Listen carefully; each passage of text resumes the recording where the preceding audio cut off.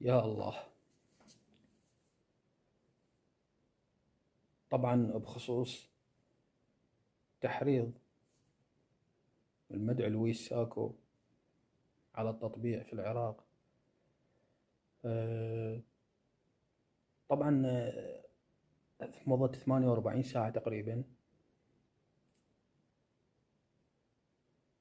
الشعب والمدونين والإعلاميين وشخصيات ورجال دين إلى آخره، كل شرائح المجتمع العراقي أدانت الموضوع،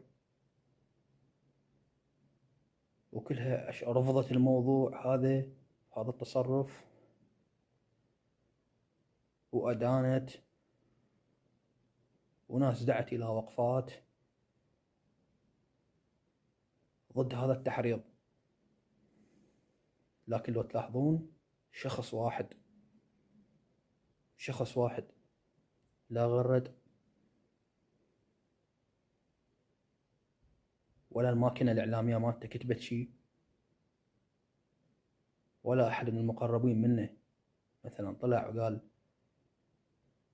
صاحبنا كان قاعد بهذا المكان وعبر عن رفضه للموضوع ما يقبله، اللي هو عمار الطبطبائي الملقب عمار الحكيم. هذا الشخص حتى اللي قاعدين بالكنيسة،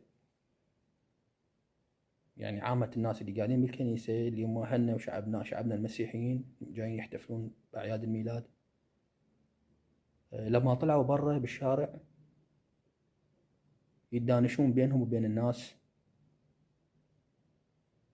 يتكلمون يقولون هاي الشغلة كان وراها عمار الحكيم، هو اللي كان مختلي بلويس ساكو، وهو كان يطلب منه شغلات قبل دقائق من بداية الاحتفال وإلقاء الكلمات.